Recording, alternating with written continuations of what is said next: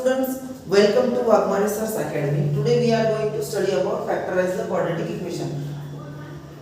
Quadratic equation म्हणजे ज्या equation मध्ये फक्त एकच व्हेरिएबल असतो आणि त्याचा सर्वात मोठा जो इंडेक्स असतो तो 2 असतो, म्हणजे डिग्री. त्याला आपण काय म्हणतो? Quadratic equation.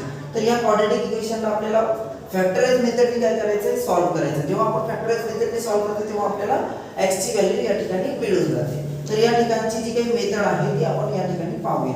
या ठिकाणी ही कॉन्स्टंट व्हॅल्यू आपल्याकडे 15 दिली, 15 आणि x स्क्वेअर या टर्मचा कोएफिशिएंट दिलाय 1. या दोघांचा सर्वप्रथम आपल्याला काय करावं लागेल? मल्टिप्लाय. 1 * 15 मीन्स आपल्याला काय भेटेल रे? 15. या 15 चे असे दोन फॅक्टर घ्यायचे की त्यांची एडिशन किंवा सबट्रॅक्शन -8 आली पाहिजे.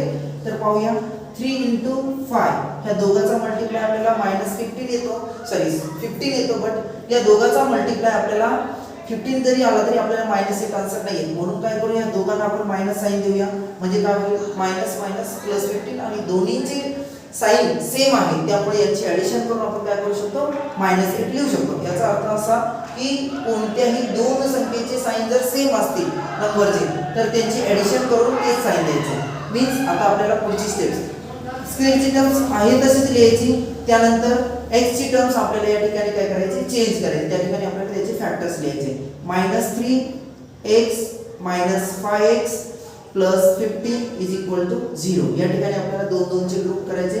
या ठिकाणी दोन ग्रुप झालेले आहेत. यामध्ये कॉमन नंबर की काय कोणता आहे ते ओळखायचं. तर यामध्ये कॉमन काय येतं? x येतं.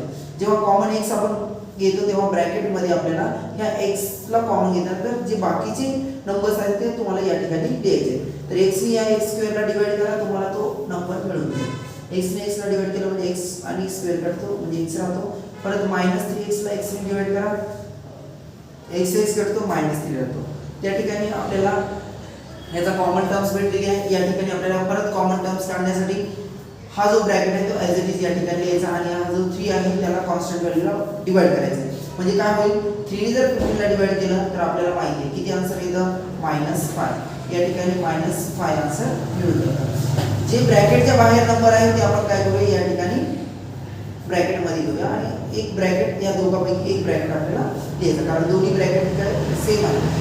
तर यामध्ये आपल्याला x - 5 आणि x - 3 हे दोन फॅक्टर मिळाले आणि या ठिकाणी आपल्याला x ची व्हॅल्यू काढायची. तर आपण काय करूया? x - 5 = 0 आणि इकडे x - 3 = 0.